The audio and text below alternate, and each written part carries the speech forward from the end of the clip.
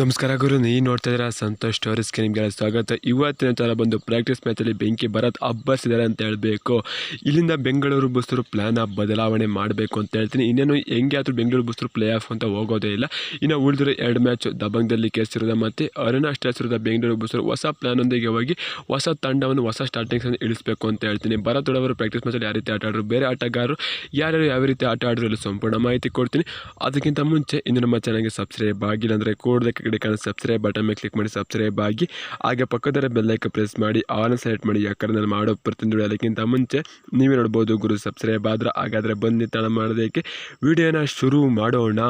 ಗುರು, ನಮ್ಮ ಬೆಂಗಳೂರು ಬುಸ್ತರು ಈ ವರ್ಷ PKಯಲ್ಲಿ ಟಾಪ್ 6 ತಂಡಗಳು ಆಲ್ಮೋಸ್ಟ್ ಆಲ್ರೆಡಿ ಕ್ವಾಲಿಫೈ ಆಗಿದ್ದಾವೆ ಅಂತ ಹೇಳಬೇಕು. ಆಲ್ರೆಡಿ 5 ತಂಡಗಳು ಕ್ವಾಲಿಫೈ ಆಗಿದ್ದಾವೆ ಅಂತ ಹೇಳಬೇಕು. ಪಟ್ನ ಕೂಡ ಕ್ವಾಲಿಫೈ ಆಯಿತು ಅಂತ ಹೇಳಬೇಕು.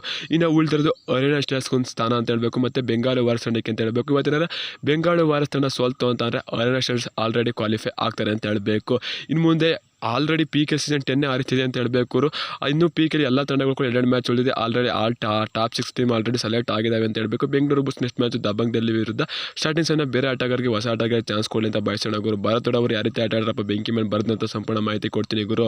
ಭರತ್ ಅವರು 15 ರೈಟ್ ಪಾಯಿಂಟ್ ತಾಂಡ್ರು ಅಂತ ಹೇಳಬೇಕು. ಪ್ರಾಕ್ಟೀಸ್ ಮ್ಯಾಚಲ್ಲಿ ಅವರು ಪ್ರಾಕ್ಟೀಸ್ ಮ್ಯಾಚಲ್ಲಿ ಚೆನ್ನಾಗಿ ಆಡ್ತಿದ್ದಾರೆ, ಆದರೆ ಮ್ಯಾಚಲ್ಲಿ ಅಷ್ಟೊಂದು ಚೆನ್ನಾಗಿ ಆಡ್ತಾರೆ ಅಂತ ಹೇಳಬೇಕು. ಮತ್ತು ಅಭಿಷೇಕ್ ಅವರು ಕೂಡ 15 ರೈಟ್ ಪಾಯಿಂಟ್ ತಾಂಡ್ರು ಅಂತ ಹೇಳಬೇಕು. ಇಬ್ಬರು ಕೂಡ 15 ರೈಟ್ ಪಾಯಿಂಟ್ ತಾಂಡ್ರು ಅಂತ ಹೇಳಬೇಕು. ಅಭಿಷೇಕ್ ಅವರು ಕೂಡ ಚಾನ್ಸ್ ಕೊಡಿ ಅಂತ ಬಯಸೋಣ. ಇನ್ನು ಕರ್ನಾಟಕದೊಳಗೆ ರಕ್ಷಿತ್ ಅವರು 8 ರೈಟ್ ಪಾಯಿಂಟ್ ತಾಂಡ್ರು ಅಂತ ಹೇಳ್ತೀನಿ ಗುರು. ನಾನು ಡಿಫೆಂಡಿಂಗ್ ವಿಚಾರಕ್ಕೆ ಬಂತು ಅಂತಂದರೆ ಅಮನ್ ಅವರು 4 ಟ್ಯಾಕಲ್ ಪಾಯಿಂಟ್ ತಾಂಡಿರು ಅಂತ ಹೇಳಬೇಕು. ಸೌರಭ್ ಅವರು 2 ಟ್ಯಾಕಲ್ ಪಾಯಿಂಟ್, ರಣ್ ಸಿಂಗ್ ಅವರು 3 ಟ್ಯಾಕಲ್ ಪಾಯಿಂಟ್, ಸುರ್ಜಿತ್ ಅವರು 2 ಟ್ಯಾಕಲ್ ಪಾಯಿಂಟ್ ತಾಂಡಿದ್ರು ಅಂತ ಹೇಳಬೇಕು.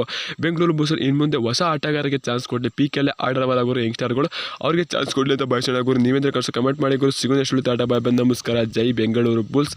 ಈ ಸಲ ಅಂತ ಹೊಡೆಯೋಕ್ಕಾಗದೆ, ಈ ಸಲ RCB ಕಪ್ ಹೊಡಿಬೋದಲ್ವಾ, ವುಮೆನ್ಸಲ್ಲಿ ಹೊಡಿಬೋದು, ಮೆನ್ಸಲ್ಲಿ ಹೊಡಿಬೋದು. ನೀವೇನಂತೀರಾ? ಒಂದು ಮೋರ್ ಅನ್ಬೇಕು. ಚಟಪಟ ಚಟ್ಪಟ.